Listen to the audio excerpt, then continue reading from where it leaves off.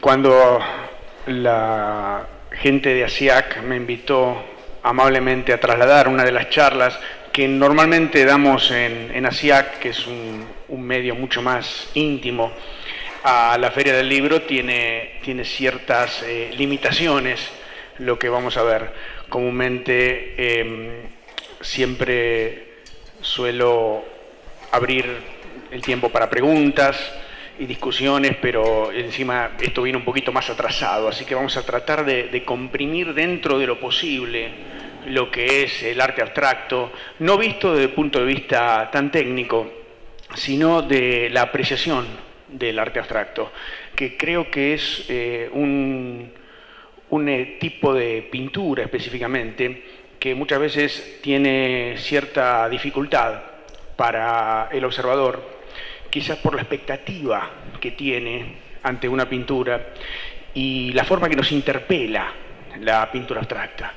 Es una forma especial de acercarse al arte, pero lo que más me atrae de la pintura abstracta es lo que le pide al observador, el rol activo que el observador tiene en una pintura abstracta y lo que tiene que proyectar y el sentido que le tiene que dar. En eso es bastante distinto a lo que es el arte figurativo. Si tuviéramos que ver los caminos que sigue el arte abstracto, podemos decir que desde el impresionismo comienza de alguna manera a separarse la obra del pintor de lo que es la realidad. Va pegando saltos. Cada uno de estos debería ser una digamos, exposición, motivo de 2 o 3 horas para hablar. De ahí pasamos al posimpresionismo, de ahí vamos al fauvismo, donde los colores ya toman una dimensión que no reflejan la realidad, sino que reflejan lo que siente el pintor en ese momento. El expresionismo, que vamos a mencionarlo brevemente, en donde se trata de transmitir un estado de ánimo. De allí vamos al cubismo, en donde trata de captar el autor distintos aspectos de la realidad y plasmarlos en un mismo plano. Todo esto es parte de la historia de lo que va a llevar al abstraccionismo. Por ejemplo, tomemos el arte va abandonando un poco a la realidad externa. Antes había que representar algo y tenía que parecerse a lo que estaba ahí afuera. El buen pintor era el que lograba, de alguna manera, recrear la realidad en la forma lo más fielmente posible. El expresionismo va tomando distancia de todo esto. Por ejemplo, en El grito de Munch, un momento de mucha angustia que pasó el pintor, muerte de familiares, tuberculosis. Aquí está claro que no está tratando de representar a alguien en un puente. Refleja los propios temores y tormentos en este rostro deformado por el dolor. La línea se hace sinuosa, el color pasa a ser estridente. Hay soledad, hay pesimismo en esta pintura. Los rasgos del rostro van a desaparecer, se van fusionando. Representa el interior del pintor y no el exterior. Está claro que está pintando lo que siente en ese momento, ¿sí? En el segundo plano, por ejemplo, se pueden ver algunas personas, pero están frías, distantes. Es decir, eso va remarcando la sensación que el pintor tiene y que la va plasmando en el lienzo. Ya nos estamos separando de la pintura figurativa. No es el objetivo de Munch representar la realidad, sino representar cómo se siente, cómo se está sintiendo en ese momento. El abstraccionismo va a tomar de esto, de ir apartándose cada vez más de la representación de la realidad para constituir un tipo de pintura en el cual pierda totalmente el contacto con la realidad. Y eso nos incomoda a todos, porque nos gusta ver un árbol y saber que tiene forma de árbol. Cuando el árbol deja de ser árbol, cuando el rostro deja de ser rostro, nos genera cierto grado de incomodidad, porque nos hace proyectar mucho sobre las intenciones que el autor va teniendo. Observemos cómo se va afianzando la abstracción, ¿sí? Va a desaparecer rápidamente los motivos reconocibles. Ya no puedo ver exactamente qué es lo que se está pintando. Concentra la fuerza expresiva en formas y colores. Y ahí aparecen las dos grandes tendencias de la pintura abstracta, que básicamente es la abstracción lírica, que se deja llevar por la inspiración, por el momento, y la abstracción geométrica, que trata de centrarse y relacionar formas matemáticas y una composición muy estricta. Ahí tenemos dos escuelas que vamos a revisar brevemente, que es el neoplasticismo holandés y el suprematismo ruso. Pero vamos a ver un poquito de la historia, ¿sí? Comúnmente los nombres de los pintores rusos han quedado un poco relegados en la historia del arte occidental, pero Mikhail Larionov y Natalia Goncharova son los precursores de un estilo pictórico que se llamó rayonismo o cubismo abstracto. ¿Sí? Tiene influencias del cubismo, tiene influencias futuristas, ¿sí? Básicamente son rayos de colores que constituyen el espacio pictórico. Se busca romper la barrera entre artista y público. Son artistas que utilizan colores vivos y formas angulosas, pero basta de descripción, vayamos a ver lo que pintan, ¿sí? Bosque verde y amarillo de Goncharova y Calle con farolas de Larionov. Aquí estamos viendo ya prácticamente cuesta distinguir las formas, ¿sí? Los planos y la composición de la pintura están formados por rayos de luz que van estallando y se van recortando entre sí. Vemos como la pintura comienza a abandonar a la realidad, ¿sí? Y los rusos tienen mucho que ver en lo que va a ser el desarrollo de los principios de la pintura abstracta. Por ejemplo, Kazimir Malevich va a llevar la pintura abstracta a su máxima expresión, ¿sí? Aquí es cuando uno traza una raya en el suelo y dice, entiendo o no entiendo, me gusta o no me gusta la pintura abstracta. Vamos a ver lo que va haciendo Malevich hasta llegar a lo que sería el suprematismo. Va a avanzar la geometría cubista. Tendríamos que haber tenido, por supuesto, una introducción a la pintura cubista, pero la pintura cubista más o menos todo el mundo ubica algo, Picasso, ¿sí? Distintos planos, la lleva en la máxima expresión, ¿sí? Va a empezar pintando impresionismo, luego va a pasar por el puntillismo, va a pasar por el cubismo. Su estilo, él mismo lo define como cubofuturismo, pero va a buscar huir del objeto, ¿sí? Quiere evitar toda relación con la realidad. Esa era el desafío que tenía Malevich. Y termina, de alguna forma, buscando refugio en el cuadrado. Dice, la estructura más alejada de la realidad, más teórica que puede encontrar es un simple cuadrado, ¿sí? Pero vamos a ver cómo va evolucionando hasta llegar a ese punto. Y él quiere probar que la pintura puede existir no como reflejo de la realidad o mundo exterior. Quiere independizar totalmente la pintura de toda representación. La pintura tiene en su esencia una representación de la realidad, ¿tá? Lo que nos propone Malevich es básicamente que la pintura tenga autonomía de la realidad. Que nadie diga, ¿qué estás pintando? ¿Qué es esto? ¿Un árbol? ¿Qué es una persona? No, esto no tiene que ver con la realidad. No busques un motivo de la realidad. La pintura como no reflejo de la realidad. Eso ya es una revolución. ¿Me entienden? La historia de la pintura es simplemente tratar de colocar en dos dimensiones una representación de la realidad. Malevich dice, no, esto tiene que existir por fuera de la realidad. Tiene que ser totalmente abstracto. Va a llevar el abstraccionismo a su simplificación máxima. Pero vamos a ver el camino de Malevich, ¿sí? Cómo va pasando. Al principio es un estilo pictórico en evolución, ¿sí? Sus figuras al principio estaban construidas por formas cónicas y cilíndricas saturadas de colores primarios, ¿sí? Va a adoptar una composición muy parecida a la iconografía bizantina y rusa, paréntesis, otra media hora, 40 minutos, tendríamos que hablar de pintura bizantina, íconos. El tema es que la pintura rusa tiene un componente espiritual y metafísico muy importante, ¿sí? La pintura iconográfica apunta a otra cosa, más allá de la realidad. Estos pintores que parecen muy revolucionarios, en realidad están devolviéndole la mística que tradicionalmente la pintura rusa tuvo, ¿sí? Recuerden, los rusos son los que estuvieron más en contacto de alguna manera con el Oriente, ¿sí? Son descendientes del Imperio Mongol, y a través de eso llegan ciertas prácticas que tienen que ver con conceptos orientalistas, metafísicos de religión y de filosofía, que ahora lo vamos a ver. Malevich sigue evolucionando, está influenciado por el cubismo y el futurismo, es decir, comienza a demandar cada vez más involucramiento del observador y va a terminar en algo como esto, por ejemplo. ¿Sí? Esta pintura se llama Avión volando.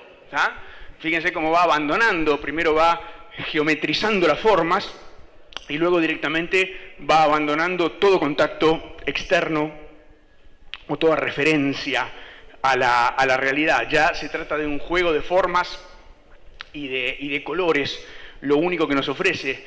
Y el que está observando la pintura, el observador, tiene que colocar cada vez más de sí mismo para que esto haga sentido, o aportarle el sentido, que eso es lo que nos incomoda de vuelta, eso es lo que nos molesta, que el autor, en definitiva, deje librado a nuestra interpretación lo que quiere pintar.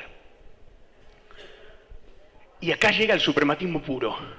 Black Square, o sea, cuadrado negro 1915, White on White, que afortunadamente son obras que incluso son muy difíciles de fotografiar, porque depende de la calidad de la fotografía para que ustedes puedan ver y la intensidad de la luz, que hay dos cuadrados, simplemente sobre fondo blanco está pintado un segundo cuadrado. Y ustedes me dicen, bueno, ya está, listo, ¿qué es esto? Es un cuadrado blanco, por Dios.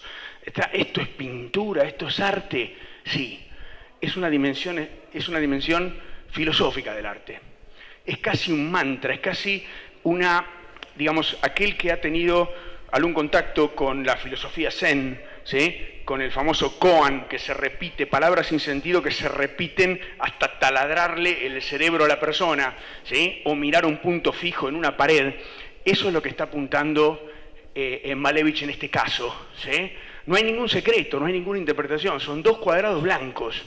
El tema es, ¿puedo observar eso? ¿Puedo proyectar yo hacia ese cuadrado sentido? ¿Puedo usarlo como un punto de reflexión, de concentración, ¿sí? Para que salga lo que yo entiendo en ese momento?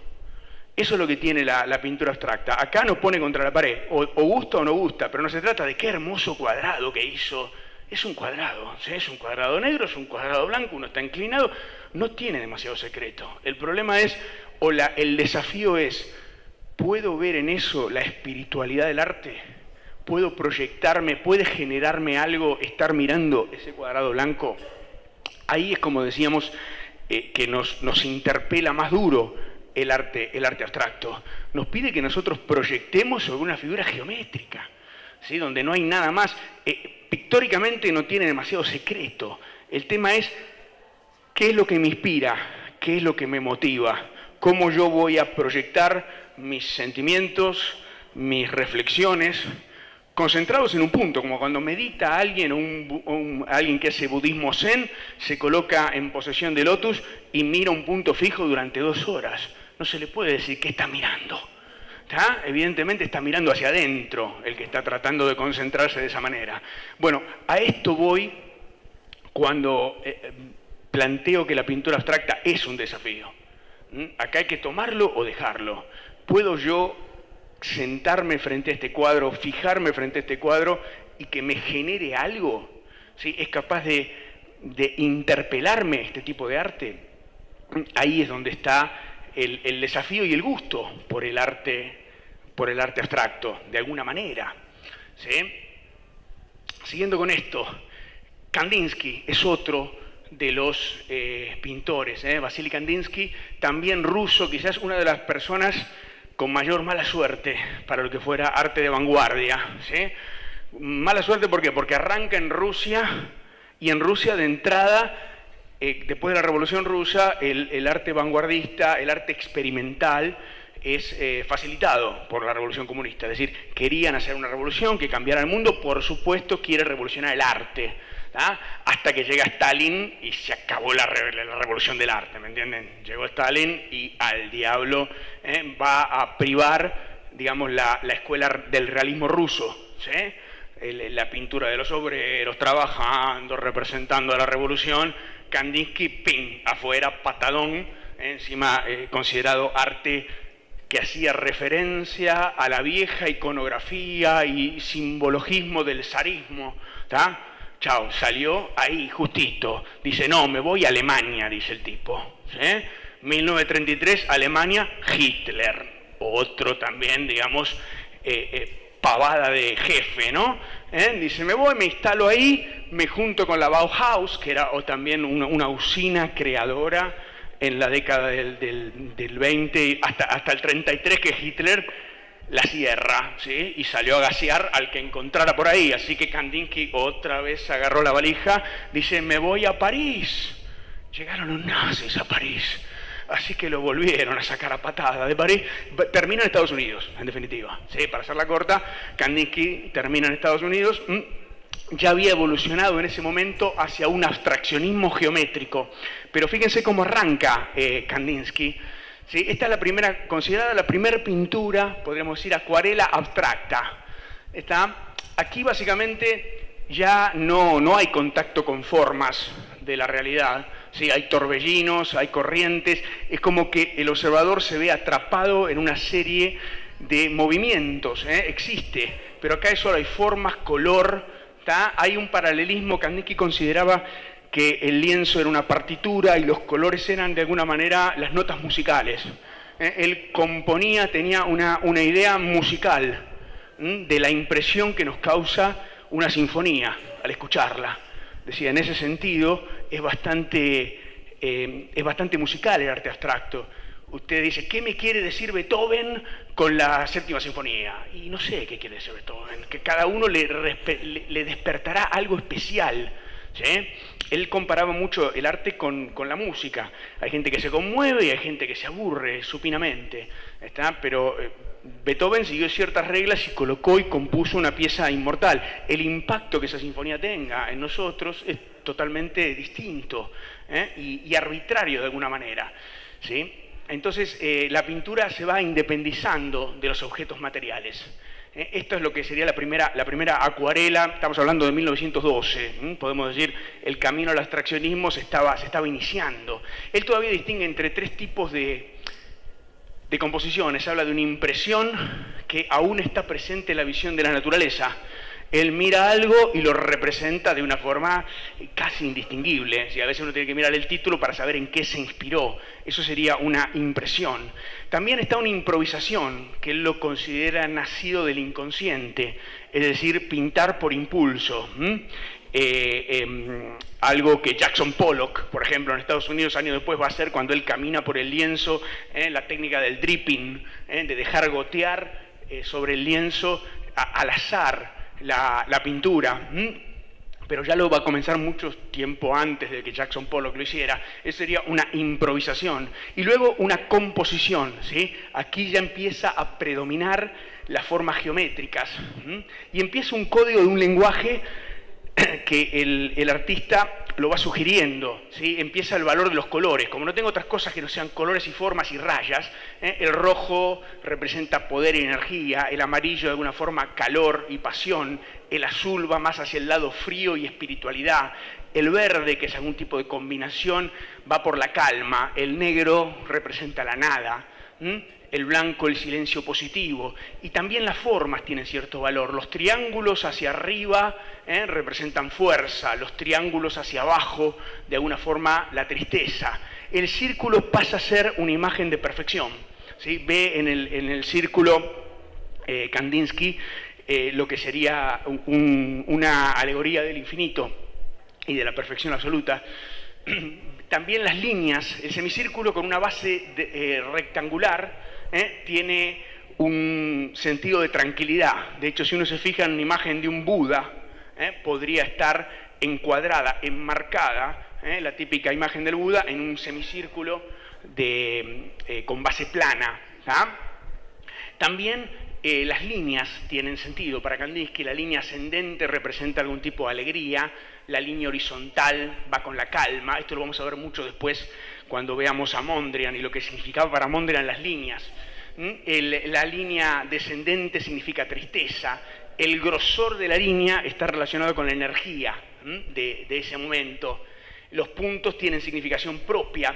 En algún momento ya vamos a ver el tema del triángulo y el círculo tienen una representación mística muy importante para Kandinsky. Vamos a ver un poquito cómo evoluciona, ¿sí? A partir del año 1903, en esta composición 6, el tema es el apocalipsis, la inundación, el diluvio universal, ¿sí? Hay un choque brutal entre los colores. Trata de plasmar lo que sería la sensación de inundación, de destrucción. De hecho, él estaba muy trabado con esta pintura y comienza a repetir a manera de mantra, otra vez el tema oriental, ¿no? La palabra Überflung, que significa inundación, ¿sí? Überflung, Überflung, la repetía mientras iba haciendo la pintura para tratar de lograr y transmitir el sentimiento de la desesperación que significaba el diluvio universal. Va evolucionando, aquí hay como un sentido circular, el observador se va metiendo en la pintura. De vuelta, tenemos muy pocos puntos de referencia. Esa es otra de las cosas típicas. Uno se cae adentro de esta pintura. Yo sé que voy rápido y tal vez debería dejar la pintura un tiempo en pantalla como para que ustedes fueran decidiéndose qué es lo que les ocurre. Pero podemos decir que el borde inferior de la pintura, por las formas y los colores que tiene, es un poquito más pesado y lo vemos más cercano, y el resto da una sensación de perspectiva, solamente con colores, no hay ningún tipo de perspectiva tradicional, ¿sí? Y es como una invitación a caerse adentro de esta pintura, y hay un sentido de giro, el caos mismo, uno no sabe, uno tiende a fijar la imagen, a fijar la vista y a mirar en un orden determinado una pintura. El abstraccionismo nos quita eso, ¿sí? Por lo menos Kandinsky nos quita, no sabemos por dónde empezar, ¿sí? Empezamos a girar los ojos en la pintura, a tratar de buscar un punto de anclaje que nos dé algo de contacto de vuelta. El abstraccionismo es apasionante en el sentido que nos quita el piso, ¿sí? Nos saca toda referencia. Estamos solos ante la pintura y esa sensación de angustia por un momento que a veces termina diciendo esto es una porquería, no, basta, no quiero más pintura abstracta. ¿Por qué? Porque no nos da ningún gancho de dónde agarrarnos. Y aquí ya llega a 1926 con su evolución hacia la perspectiva geométrica. No perspectiva, sino hacia las formas geométricas. Aquí el círculo vuelve a tener la importancia de perfección, ¿sí? Y el triángulo, en un momento Kandinsky dice, el contacto entre círculos con triángulos, dice, tiene la misma significación para mí que ustedes recordarán el mural en la Capilla Sixtina, la creación del hombre, ¿sí? de Miguel Ángel, cuando Dios toca o acerca el dedo hacia Adán para darle la vida. Bueno, dice, para mí el contacto entre el círculo y el triángulo es eso. El círculo es la perfección. El triángulo, si ustedes se lo ponen a pensar, es el más imperfecto de los polígonos, digamos. En la medida que vamos agregando lados, 20, 40, 60, 80 lados, el polígono se va pareciendo más el perímetro a un círculo perfecto, ¿verdad? Entonces no habría nada más alejado de la perfección del círculo que el triángulo. Es decir, Dios y el hombre, el infinito, ¿sí? Y lo absolutamente finito y tosco.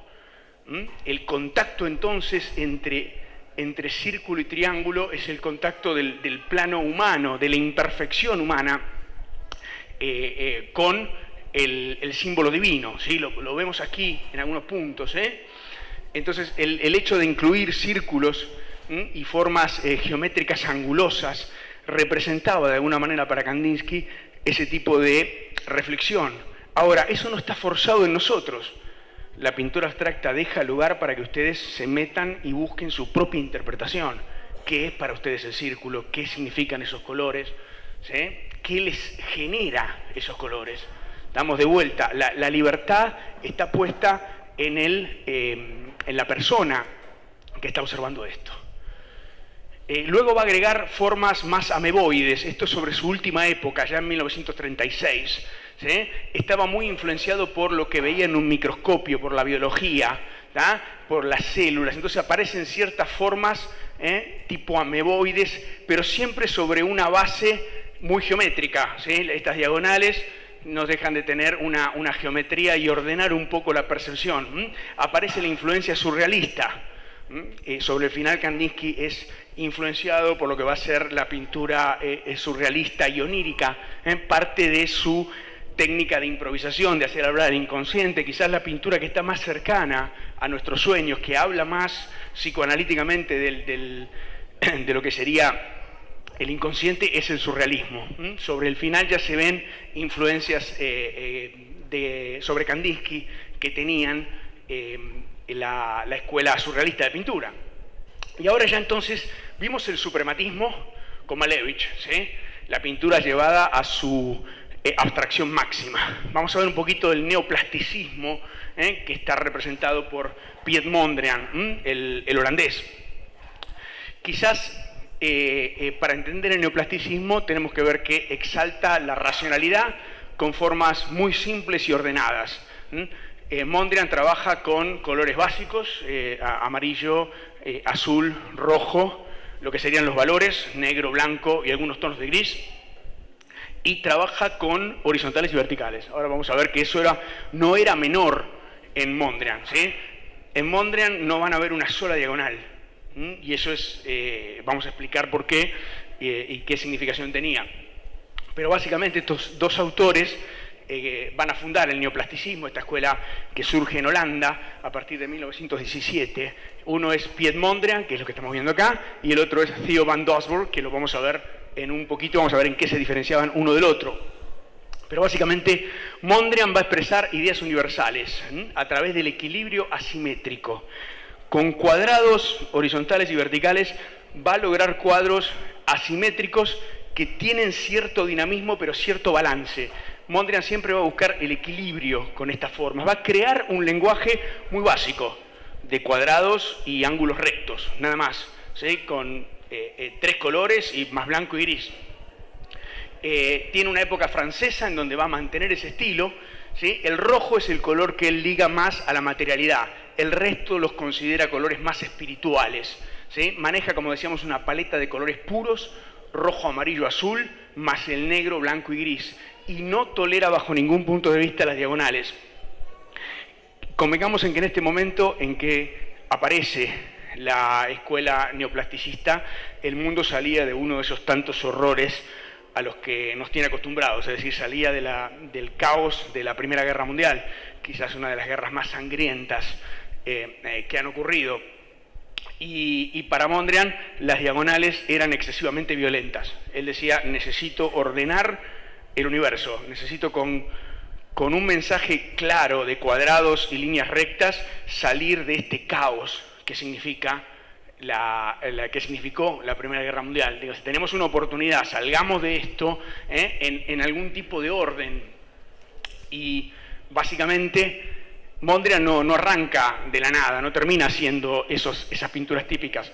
Arranca pasando por una paleta impresionista, digamos, esto es una pintura con técnicas impresionistas, pasa por el cubismo también, por la simplificación de la forma, pero lo va a llevar a su máxima expresión. Otra vez, un poco como Malevich, se va a quedar con el cuadrado, se va a quedar con las formas bien básicas para representar su realidad. Es muy interesante el camino de Mondrian hacia la abstracción.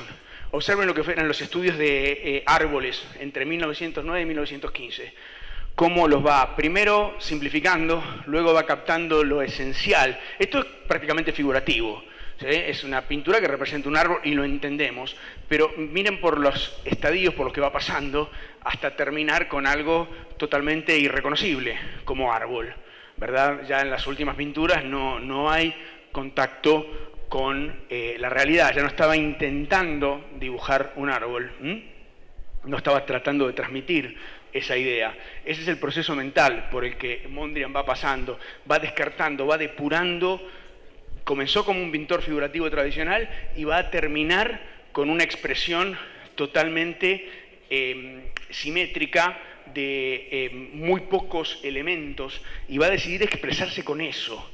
Va a tratar de que su mensaje llegue, pero con muy poca variabilidad, un lenguaje muy estricto el de Mondrian, ¿sí?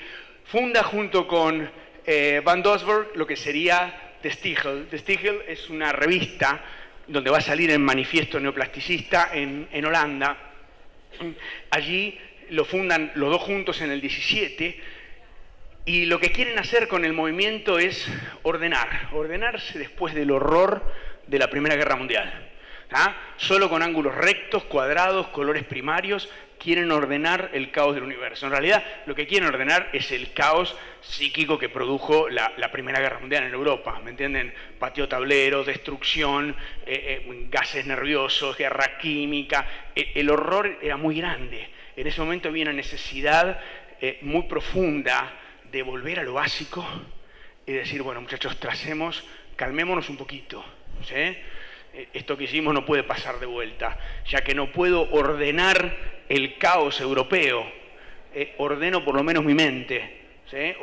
Busco en la pintura una tranquilidad, un balance, trato de que la pintura me ponga en foco, me saque de los horrores de la Primera Guerra Mundial. Por eso hay que entenderlo desde ese lugar a Mondrian, ¿sí? Y muchas veces es la sensación que nos transmite, ¿sí? Nos transmite esa sensación de orden, de paz. Una vez que uno entendió el lenguaje de Mondrian, está cómodo, ¿sí? Dentro de su lenguaje pictórico, ¿sí? En Mondrian es todo ordenadito, está todo ahí. Sin embargo, hay movimiento también. Él busca la armonía en la simetría. No busca una simetría total de colores.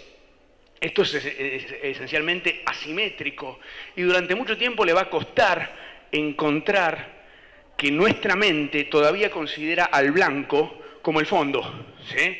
Uno ve estas pinturas y dice, bueno, es un cuadrado rojo y otro azul con rayas negras sobre fondo blanco.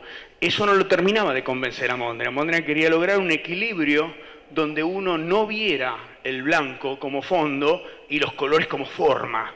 Va a seguir trabajando con el lienzo de manera tal que, fíjense ustedes, aquí ya el blanco sigue estando, pero ya no decimos que está pintado sobre fondo blanco, ¿sí? Ha logrado equilibrar el blanco como un color más, ¿sí? Las líneas verticales dan la sensación de vitalidad en esta pintura. Las horizontales, para Mondrian, representaban el reposo y el equilibrio. Justamente por eso rechaza las diagonales. Va a rechazar esas diagonales que le alteran el mundo, ¿sí?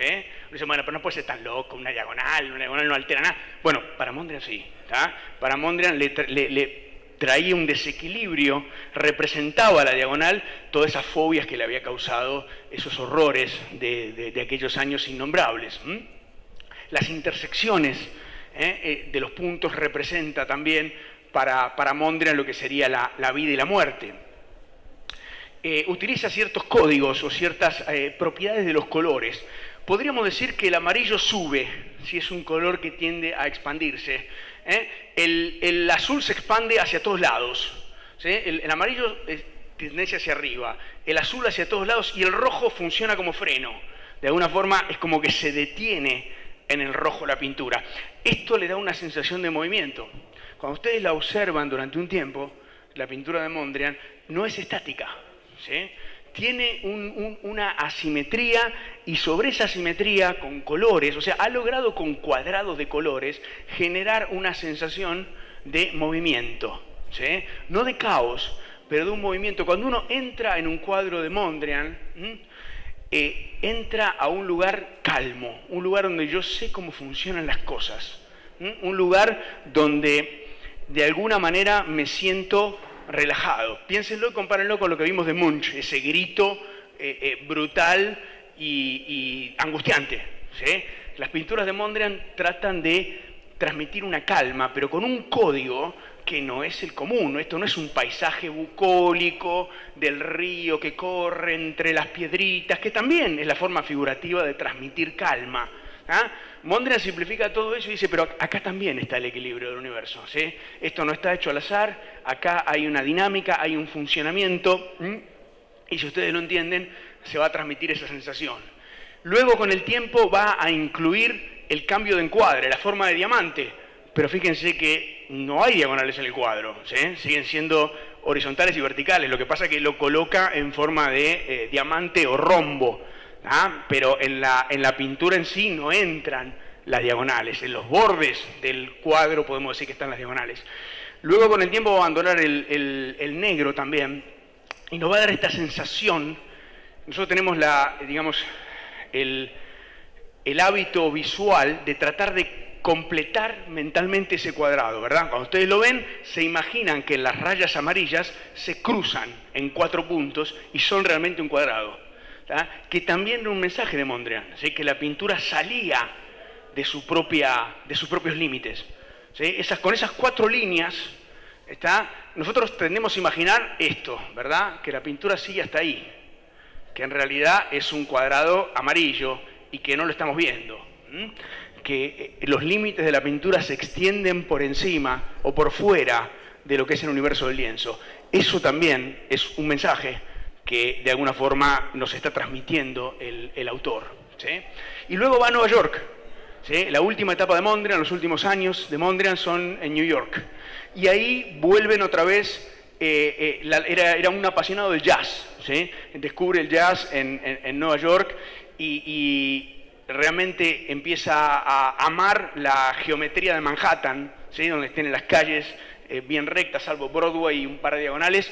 Digamos, Manhattan es una cuadrícula de distinto ancho. Las calles entre la primera, la segunda, la tercera, la quinta avenida son más anchas que la 41, la 42, la 43, la 44, son creo que de 50, 60 metros. La otra sí son de 100 metros. Acá se ve cierta asimetría, parece un plano de subterráneo, ¿tá?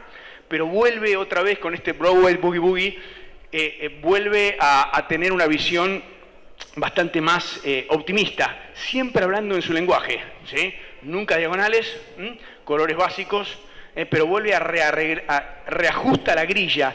Él veía en el orden de la isla de Manhattan, en la geometría de Manhattan, una representación de que se podía vivir en forma ordenada, de alguna manera el tema de los rascacielos. De hecho, muchos de los conceptos de Mondrian van a trascender el lienzo, ¿sí? Van a aparecer en otros lugares.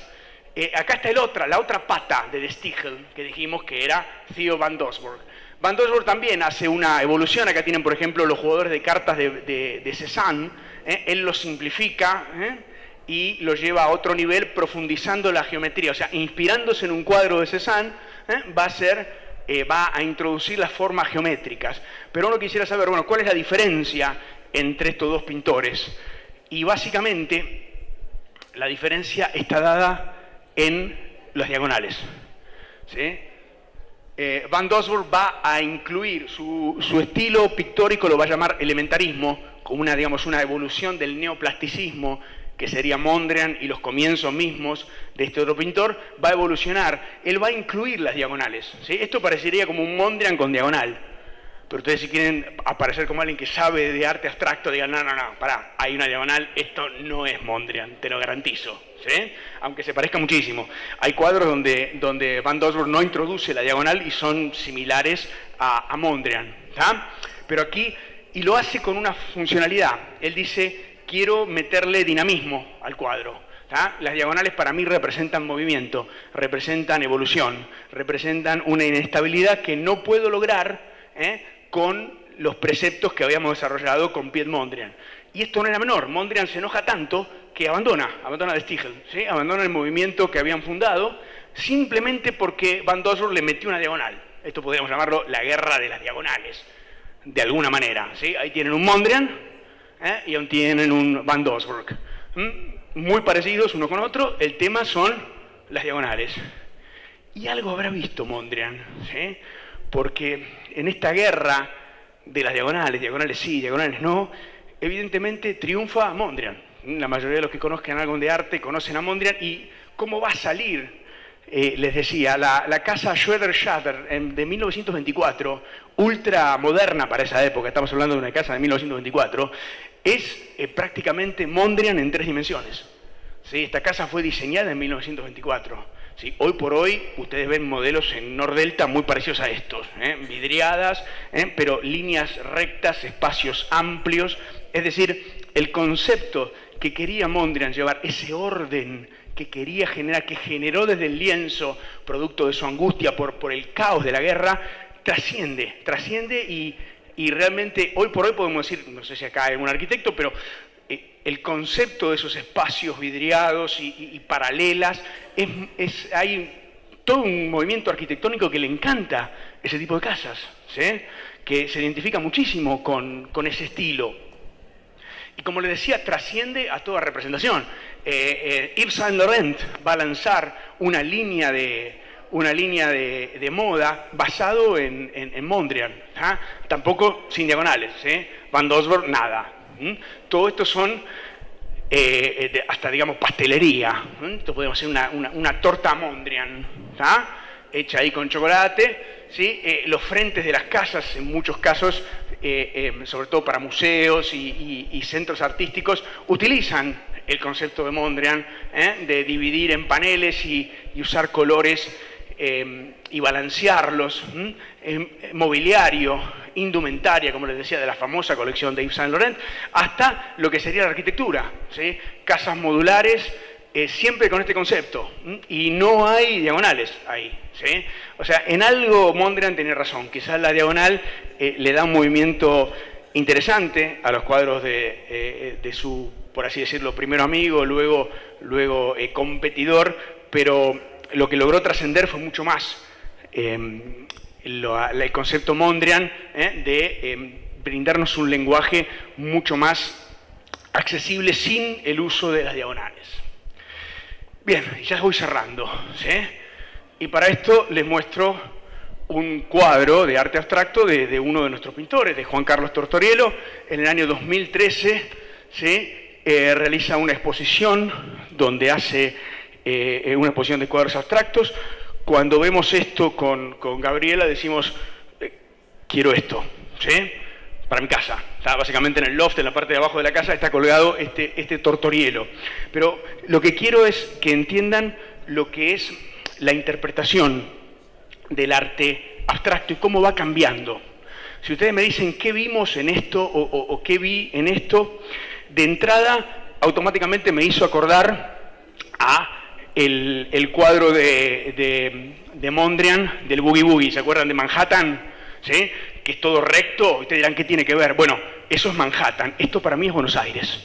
Está claro, yo nací en Buenos Aires, ¿sí? Aparte, amarillo y negro para los porteños es un taxi.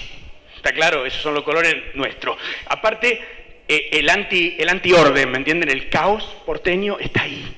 Estaba para mí, ¿sí? Mi primera interpretación era, me recuerda a Buenos Aires, ¿sí? Me recuerda a Buenos Aires caótico, una locura. Tampoco le quise preguntar a Juan Carlos qué quiso hacer, no me interesó, ni me interesa. Un día lo vamos a hablar tranquilamente, quizás nos vamos a sentar, pero no quiero que me arruine mi interpretación del cuadro. Está claro que seguro no lo pintó pensando en el caos de Buenos Aires.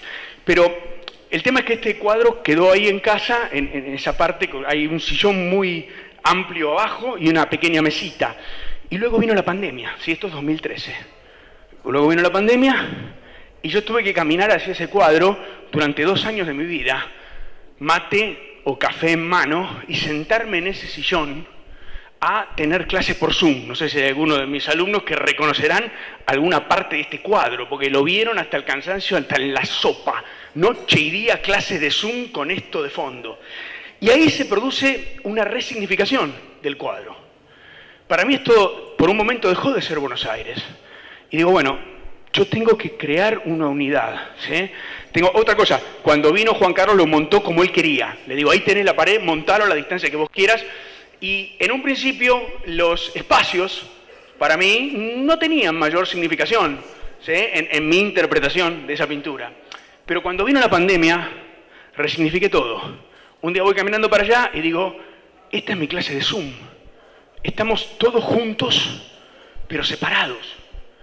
Sin embargo, seguimos siendo una unidad. Tengo que crear una unidad con esa clase. Tengo que agarrar a 25 almas en pijama, ¿sí? Y hacerlos sentir que de alguna manera estamos compartiendo algo, ¿sí? Una desgracia como es el COVID, pero no importa, estamos compartiendo algo. Tenemos que crear una unidad. Ahí me volví a centrar en este espacio que había dejado Juan Carlos. Digo, bueno, yo estoy acá en el medio y de alguna forma tengo que conectar pibes que están de un lado y del otro, ¿sí? Y tenemos que seguir siendo una unidad. Tiene que fluir la información. Fíjense cómo estas líneas fluyen a través de todo. Digo, si no logro crear una unidad, ¿sí? Si no logro crear un ambiente en el cual estamos todos separados por la pandemia, por la electrónica, por las pantallas, pero tenemos que volver a ser uno solo. Si no logro que se sientan, que nos sintamos todos pertenecientes a una única unidad, se me quiebra todo. Y ahí fui, y ahí me sostuvo. Ustedes dirán, qué estupidez que está diciendo el tipo. Ya está, ya me voy, sí, es la última, por eso, ¿está? Pero de alguna manera era mi desafío. Ahora, fíjense, volvamos al arte abstracto. De entrada, eso para Juan Carlos no sé lo que representó. Para mí representó el caos brutal de mi Buenos Aires querido, y terminó siendo, años después, una representación de esta pandemia que nos obligaba a separarnos primero, pero no aislarlo, porque una cosa es separados y otra es aislados afectivamente e intelectualmente, ¿sí? Uno lo que quería evitar, lo que quería hacer era volver a juntar esas piezas y armar otra vez una unidad a través de eso. Todo interpretación mía, ¿me entienden? Una interpretación sobre una proyección de una pieza artística que vayamos a saber, y hoy nos vamos a sentar con Juan Carlos algún día a hablar de eso, ¿tá? De qué es lo que quiso hacer él. Pero para mí significó dos cosas totalmente distintas, y seguramente en unos años, si no me agarro el Alzheimer y el cuadro sigue allí, posiblemente tenga otra significación. Ustedes me dicen, ¿para qué sirve el arte abstracto? Bueno, para recordar un Buenos Aires caótico, o para salir adelante con una clase de Zoom con alumnos. Para eso sirve, y para eso sirve el arte abstracto, para lo que usted quiera que sirva, ¿sí? O ve garabatos, o proyecta algo sobre esos garabatos, y a partir de ahí genera un hecho de disfrute, de sostén, de reflexión. Eso es el arte abstracto. Muchas gracias.